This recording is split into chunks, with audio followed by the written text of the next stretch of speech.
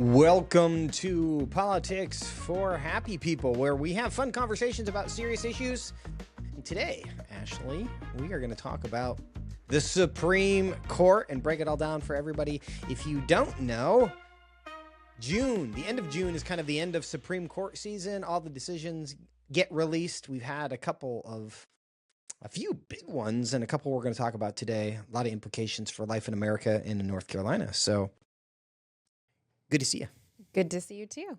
And you get to begin your Supreme Court analysis career today, right? Because today it begins. You feel good about like being a Supreme Court watcher now? How's that life? Well, I always have been a watcher.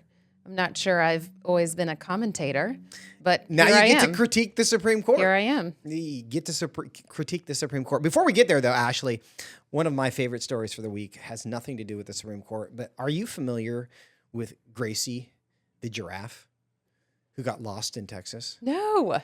What happened? Gracie lived in some kind of nature preserve. She escaped for 2 weeks. They could not find a giraffe in Texas, in the hill country. And I think it is very likely that Gracie is actually taller than every tree in Texas. Because you lived in Texas. Because so there are no know. big trees in Texas. Giraffes are big. It's obviously a feel-good story because after 2 weeks, Gracie came home and she just kind of basically was found 4 miles away. But it is baffling to me how you can lose a giraffe for 2 weeks in rural Texas. Who found Gracie? I mean, I just hope it was a little kid. I mean, if it was one of my young kids and they found this giraffe, that would make their life. I mean, that would be like the most epic thing ever. If you're just like playing in the yard and a giraffe wanders into the backyard with you would think that you had died and gone to heaven. Well, although giraffes can be very dangerous, this one apparently is not. Had escaped around some kind of fence that clearly the enclosure was not working well. But I had been tracking kind of this saga. There was like this little following wondering where Gracie was. A $5,000 reward had been put out for Gracie by Gracie's owner. I'm just perplexed how that happens because that seems like to be the easiest thing in the world to find because those are not small creatures. Yeah. And how you wander around. So anyway, for those of you who might have been following along, Gracie has been returned safely to her enclosure. I'm sure she's disappointed about that. But all is well in giraffe land. That's great news. It is great news, and I'm sure there were some happy children who had to have seen Gracie wandering around at some point. But to more serious things, let's talk about the Supreme Court. Let's do it. So today we're going to start by talking about 2 cases, West Virginia versus BPJ and Little versus Hecox. And both of these cases had to do with boys competing in girls' sports. For the purpose of clarity, those 2 cases actually became one case. They did in the system what is referred to as consolidation because they essentially asked the same legal question. So the court combines them and hears them as one. But yes. And then there's one decision. There's one decision that involves 2 cases because they are so similar. The court's like, we're going to handle these at the same time because they both involved boys, the question of whether boys can play sports with girls. Right. And they both were challenging state laws in West Virginia and in Idaho that had prevented boys from competing in girls' sports in schools in those states. So the question became, can the states do this? Yes. And the Supreme Court has said, yes, they can. Yes, they can. They can. I mean, and it's, on one level, it's like big national headlines. There's giant celebration. There's, weeping and gnashing of teeth for some on the left around this. It's honestly so silly that serious people are talking about this, that huge amounts of energy and time and money have been dispensed by a variety of people in a variety of ways, trying to figure out whether it's permissible for states to say the boys have to play boys sports and the girls have to play girl sports. But here we are. The outcome is good, though. Here we are. It is a great outcome. Just in reading the opinion and seeing Justice Brett Kavanaugh say, the term sex cannot plausibly be understood to mean anything besides biological sex, that statement actually really does need to be made. And it was interesting. I was reading this week that he himself, Justice Kavanaugh, was a coach for his girls' basketball.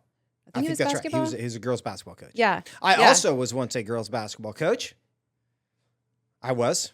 We actually won the YMCA championship. Oh, congratulations. This would have been like 2019. Uh-huh. Yep.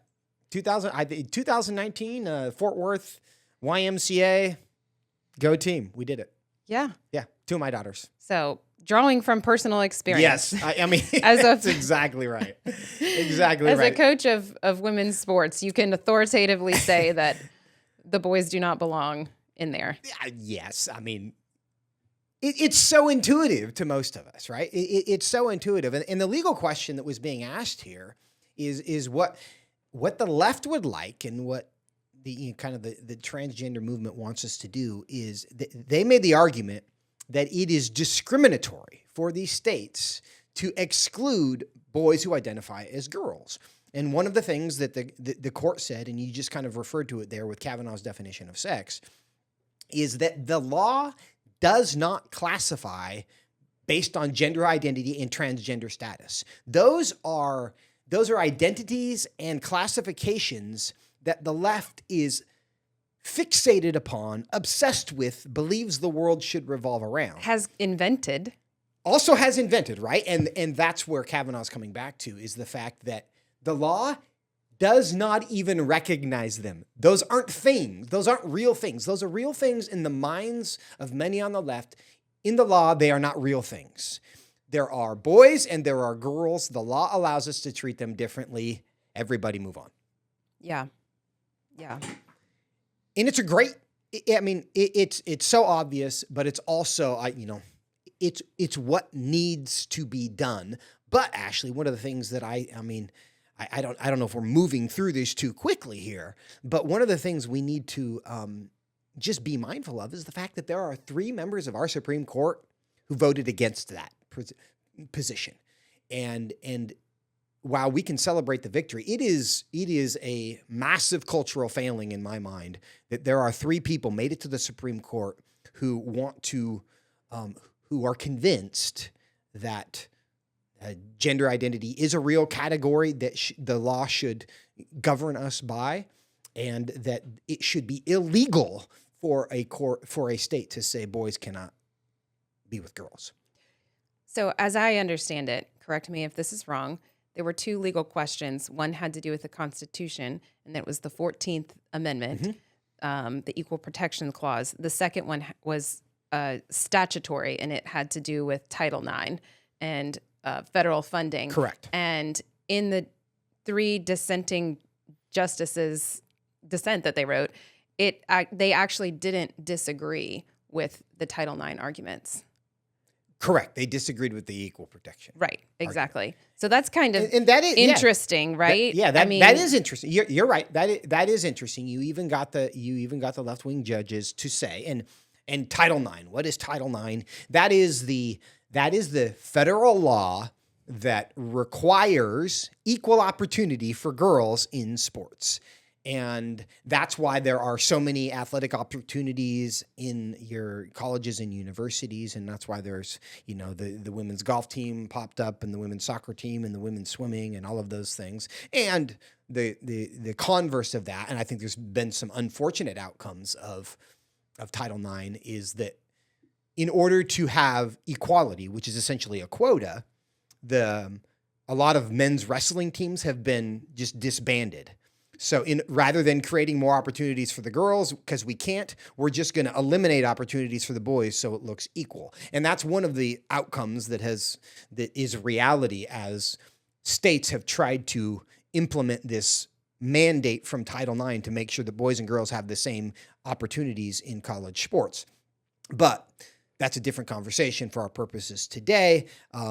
Title IX, because it requires equal opportunity, really this question is then, well, what's a boy and what's a girl?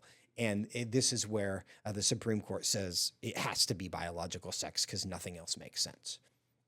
Because you had a minority in this case. What they wanted to do, they wanted to remand this case and basically require courts to do an evaluation for every single person with an identity who identifies as transgender to say, well, have they taken enough hormones that they have eliminated the obvious athletic advantages that males have? And they wanted them to basically be able to appeal every individual. And so the court would be flooded with all of these cases where there are individual athletes saying, oh, I took enough cross-sex hormones. Oh, I had enough surgery. Oh, my testosterone levels are low enough that I can prove my athletic, advantages have been mitigated, and therefore I should be able to play, which is... I don't know how you could ever isolate that variable. If they're winning, do we know for sure that it's because of their level of hormones or lack thereof? Yeah, well, you kind of can't. The idea that you would, by case, say, okay, let's look at their bone density and their muscle mass and their lung capacity and their testosterone levels, and did they transition at 8 or at 16, and what's... To require some bureaucracy to go through that evaluation would be insanely complicated. Yes. And obviously we know as a factual matter, there are some women on the U.S. women's, track team who are faster than almost all men. There are some, but that is a tiny percentage. On balance, men have undeniable biological advantages by virtue of being male. That's the reason the categories exist in the first place of male and female sports. And the Supreme Court just acknowledged it's not illegal to recognize those differences and act accordingly. So this is going to make a difference in girls' lives across the country.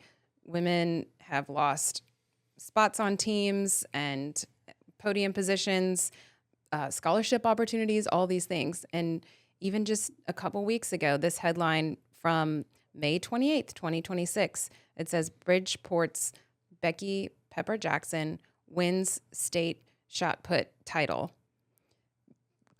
fueling trans sports when was debate. That? This is May 28th, 2026. Oh, so this guy, the subject of this case, just won another shot put championship? Yeah. State wins state title. Yeah. Just a couple weeks ago. Okay. So this is highly relevant. Shocking. It's still happening because the Fourth Circuit blocked West Virginia's law. That's right. And so Becky Pepper Jackson was still competing and won the state title on May 28th. Right. But as a result of this decision, West Virginia's law will go back into effect. And so, Lord willing, that will be the last time a boy wins a state championship in a girls' athletic competition in West Virginia. And in North Carolina, because we have, it was House Bill 574, the Fairness in Women's Sports Act, was passed in North Carolina in 2023. So this Supreme Court decision means that our law here in North Carolina that protects women and girls sports, fairness and safety in sports is going to be upheld, which is great. And there are 27 other states that have passed such laws. 26 in addition to North Carolina, 27 total. And so this is great, but that leaves 23 states where the boys actually can still compete in girls' sports. And, for a while they will. And actually, and this brings up a point, because in a previous episode, I misstated this question because there is a may and shall issue being debated in the law right now. Okay. And the question of BPJ is whether states may separate sports based on boys and girls athletics, based on biological sex. And this case said that the states may do that. Now, moving through the system right now are different cases that argue that Title IX requires states to separate sports based on biological sex. So the outcome of the BBJ case is, as you just pointed out, there are 27 states who have said, hey, it's boys and girls, biological sex are the differences. And then there's 23 states that have said, no, we want the boys to play with the girls if they want to, because we have no idea what a boy or a girl is, so they're just going to tell us, right? And so in coming out of those blue states are cases where athletes have argued, by allowing boys into girls' sports, you are violating Title IX. So federal law actually requires you to enforce boundaries based on biological sex. That's the next step in this legal, kind of debate. Yeah. And what you're saying right now is what the head of Alliance Defending Freedom, they were co-counsel on this case. The head, Kristen Wagner, she's saying the same thing. That's the next step, is to make sure that no matter what state or zip code you're in the United States, the girls' fairness and safety is going to be protected, and it should. That's right. And to go back to the point you were just making, this now allows the law passed here in North Carolina in 2023 to keep boys out of girls' sports to go into effect.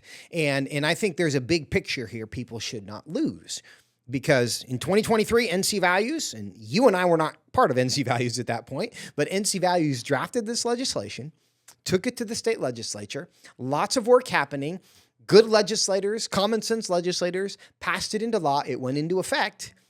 Then, of course, it got challenged, as good policy often does, but then good lawyers did the process of working on that, and then NC Values, of course, filed an amicus brief with the Supreme Court. Quick parenthetical about an amicus brief, which is basically lawyers lobbying lawyers. That's what an amicus brief is. Everybody kind of understands what lobbying is. You go to your legislators and you say, hey, we need you to do this for this reason. And when a case is at the Supreme Court, lawyers do the same thing through the form of amicus briefs, where they write all these legal arguments and talk about the implications.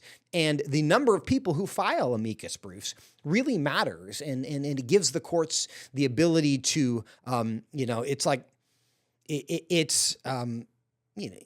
they're in one sense, they're political creatures, but it's also just like they're being reminded, and everybody likes support. And if you have 150 amicus briefs filed in favor of one position and 2 filed in the other position, you're like, well, why is nobody bothering to care about that issue, right? So that's kind of what an amicus brief is.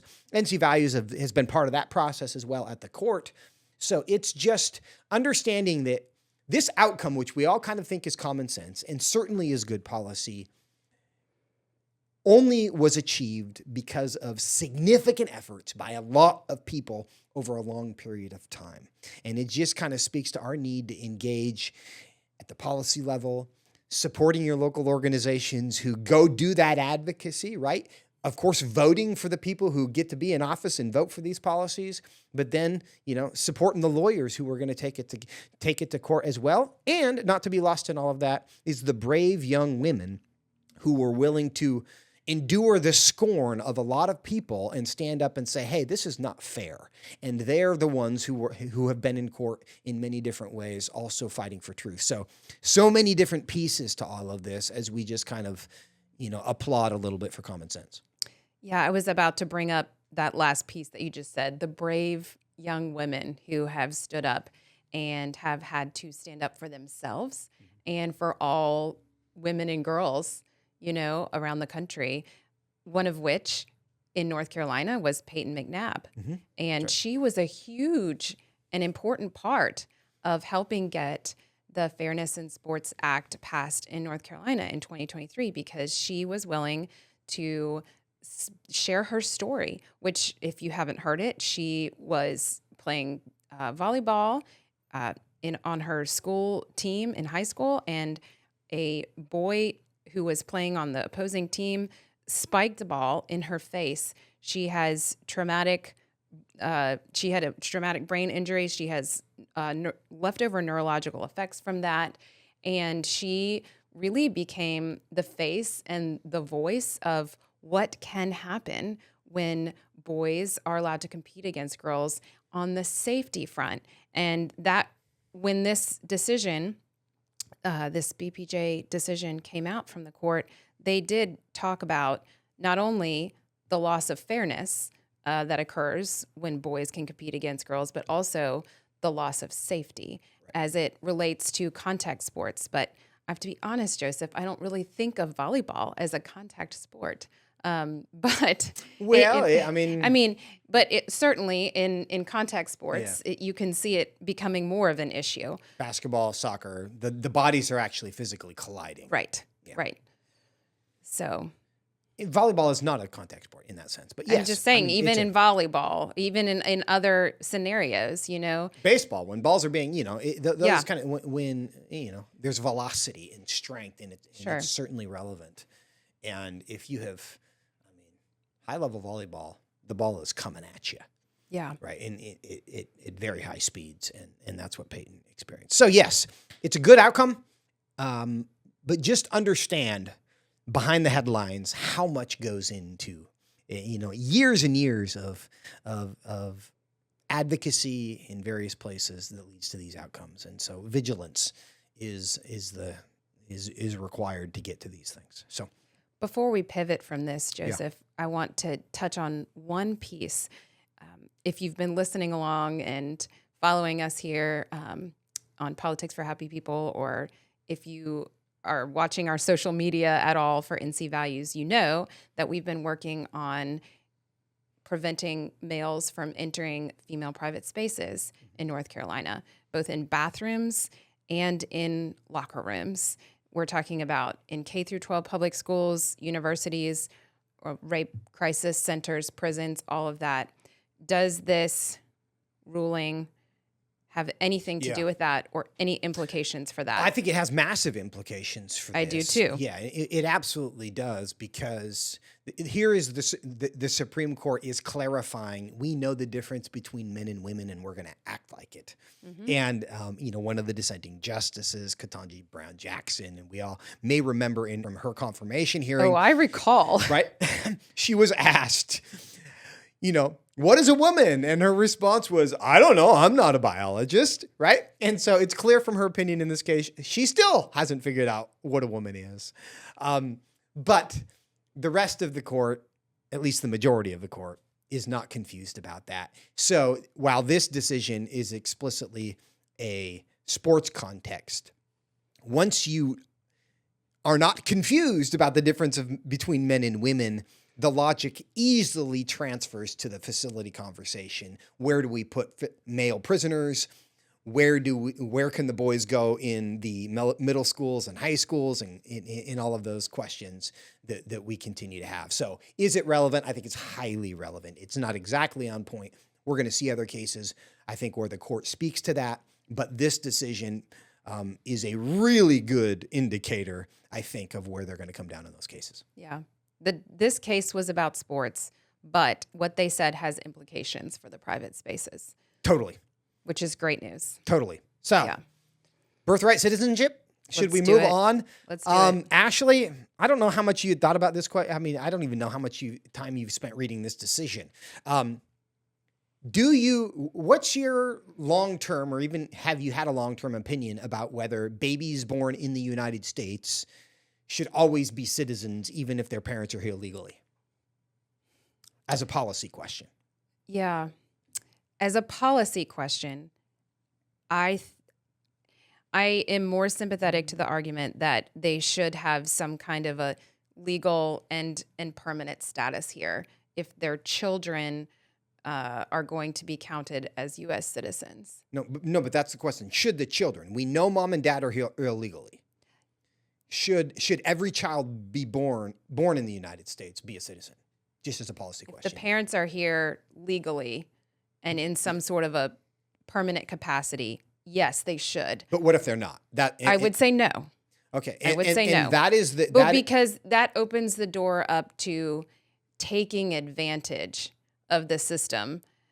Which is undeniably done all the time. Right. And the Supreme Court just said in Trump versus Barbara, which is the birthright citizen case, that the Constitution requires that outcome, essentially. And that's this debate, because when one of Trump's executive orders, when he got into office the second time, was to end birthright citizenship, was to say that just because you're born here does not mean that you are a citizen. Now, the fact is, there has been a history of birthright citizenship, and the law of our land, which gives citizenship to anyone who is born in the United States and, quote, subject to the jurisdiction thereof. And that was the language that was being debated by the Supreme Court.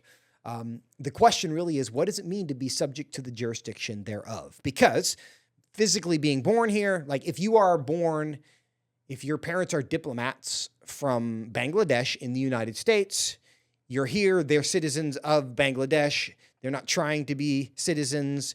They're physically in the country, but as representatives of a different country. They're not subject to the jurisdiction thereof. Therefore, their child is not a citizen under those circumstances. And so the court was wrestling with this question that does that apply to illegal immigrants as well? Are they subject to the jurisdiction thereof? And is the child therefore subject to the jurisdiction thereof or not?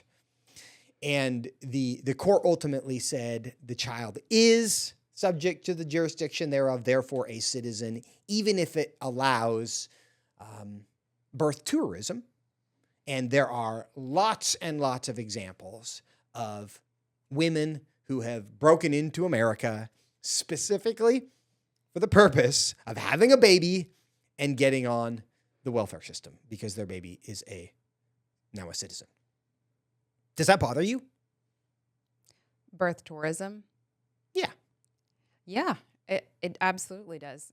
On the other hand, I can understand it. America is wonderful. Why wouldn't you want your child to be a citizen? We can all understand why someone would want to do it. The question is, should we allow it? Yeah. I don't think so, but isn't that a separate question as to what the Constitution says about it currently? Oh, of course. Yeah. And that's an important point to make, is that it is a totally separate. Is it good policy is different than is it legal? Sure. Those are different questions. So one thing, Joseph, that especially troubles me is sort of the conglomeration of this birth tourism that has been happening for a long time and the IVF industry. And I don't know if you read that article that it was a Wall Street Journal article that came out in December. But basically, this very, very wealthy Chinese man is paying hiring surrogates. Yeah, he's hiring surrogates in the United States to have these like hundreds of babies via IVF, and they are being born in the United States, and they are citizens. And some of these children, it's like, has he even met all the children? He's not plausibly able to parent this many children. And, some people, and this isn't a widespread problem, but it actually is a trend. It's not just him. There are others that are doing this and sort of creating this, like super family of many like children and descendants, and they're being born in the United States and they're citizens. So this seems extremely problematic that you've got someone who's living in another country and having, Well, and it brings up the question about the relationship between the Chinese government and the U.S., right? Because this seems like a major loophole. If some Chinese communist agitator can purchase hundreds of U.S. citizen children. Well, it very much highlights the problem with this current system that we have.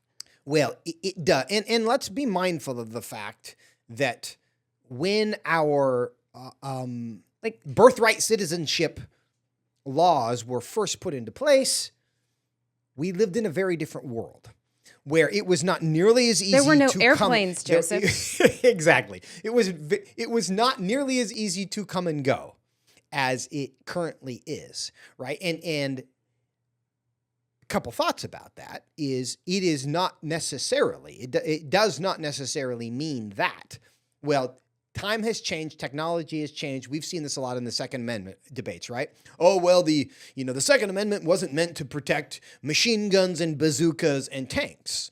And of course, they did not have those things in their mind because those munitions did not exist. They could not have imagined those things.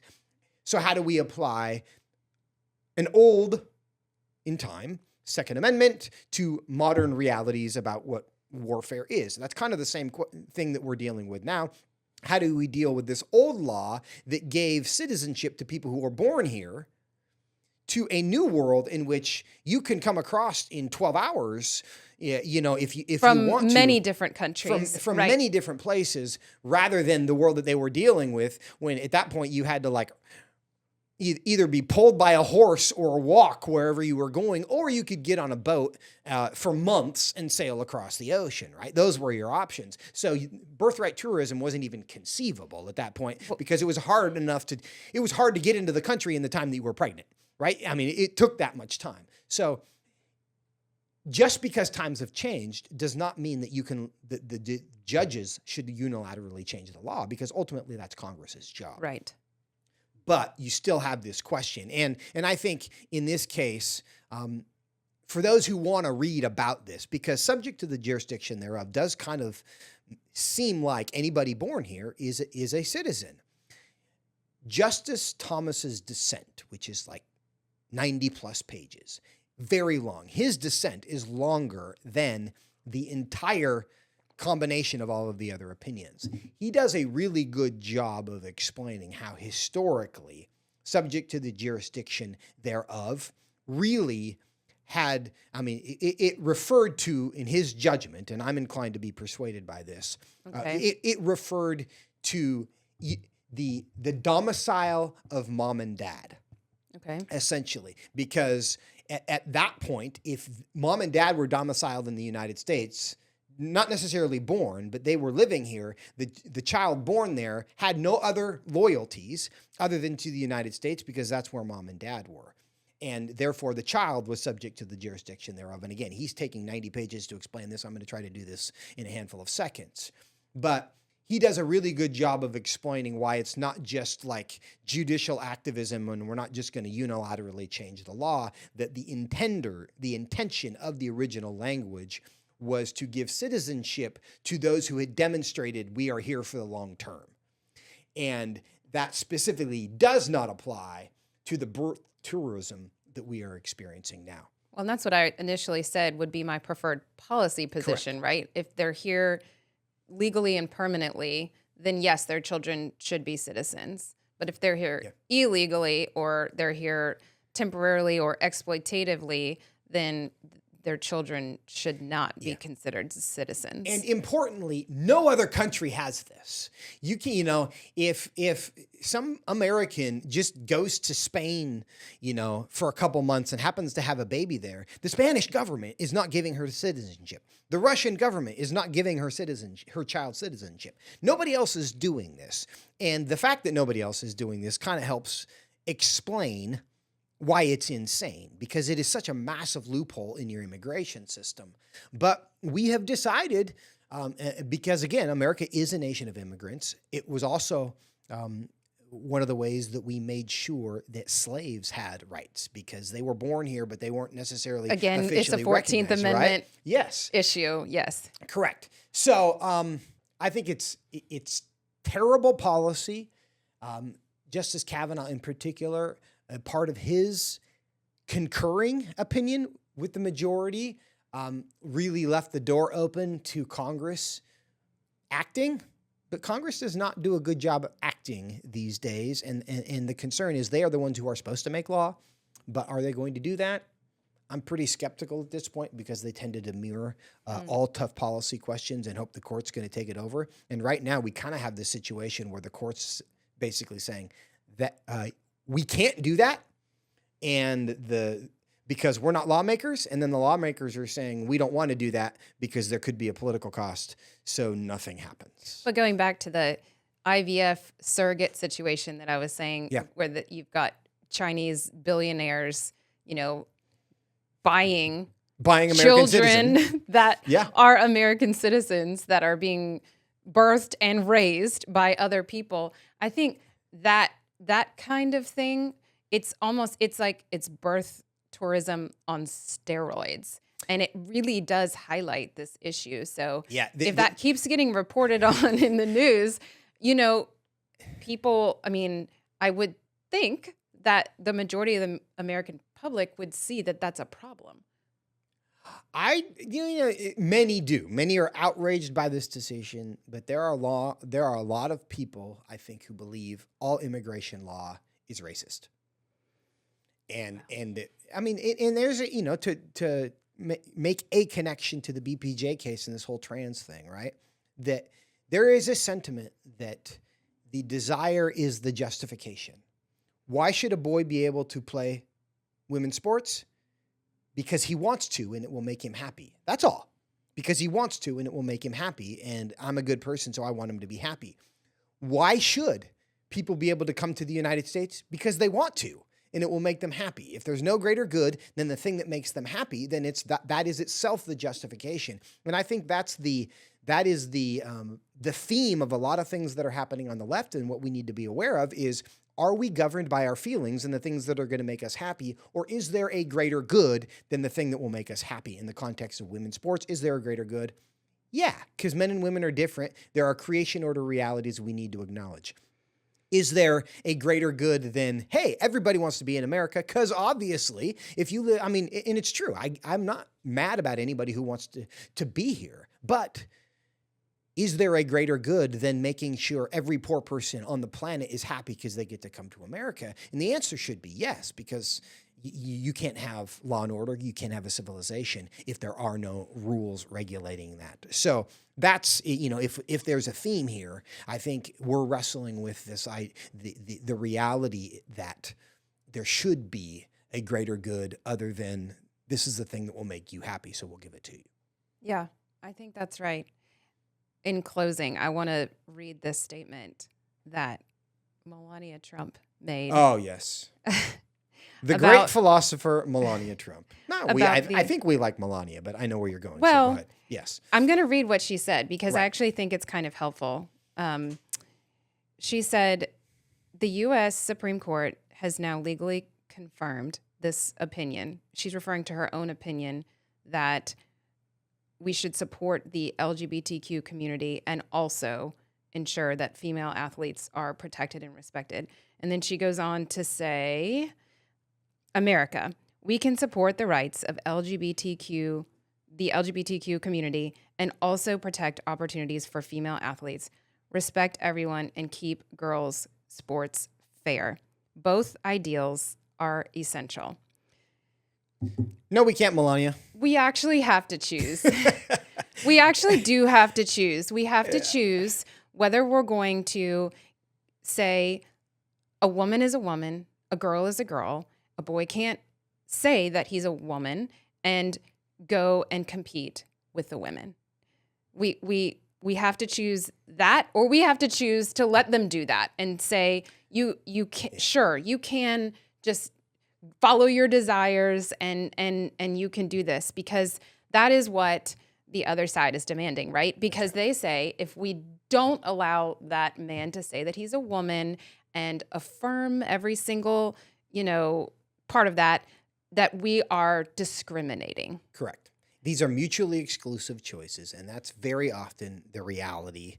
It's true of our immigration policies. You can either have law and order or you can have open borders. Somebody's not going to like but you have to choose, which is the better path. In women's sports, you can either have boys and girls sports or you can have girl sports for girls. Those are your options. Those are mutually exclusive choices, and somebody's going to be upset. And it sounds like Melania in this context is one of those people who's like, I want common sense to reign, but I also want all the LGBT people to think I'm awesome. To be happy with me. Yeah, yes, she doesn't, to like me. Not to offend.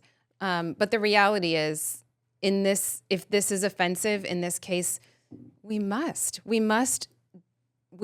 hold the line here and say, no, this being a female, being a woman, this is a real thing. It's a real category. And this is not the same as that. Woman is not the same as male. Not only that, but you can't cross over. You can't join the other category. And And we're so thankful that, the Supreme Court has done that. And I will just say also, I agree with her sentiment that people who are gender confused or claim LGBTQ identity of any sort absolutely deserve dignity and respect. But that does not include affirmation of the idea that a man can become a woman. And we cannot let the inmates run the asylum in this case and have all the girls' sports just be taken over by guys who think they are. And so, yeah, you do have to choose.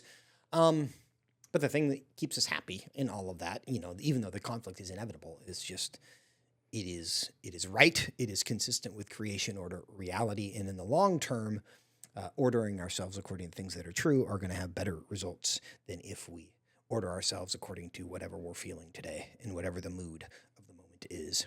That is deeply unstable and doesn't produce good results. So, I guess we're kind of happy with the Supreme Court and kind of not. Good things happen, good things don't. That's life on earth. That's right. That's right. Thanks for joining us today on Politics for Happy People. Quick reminder, new episodes every Tuesday and Friday, wherever you found us. Please do like and subscribe because that helps us make new friends. Look forward to joining you next time here on Politics for Happy People.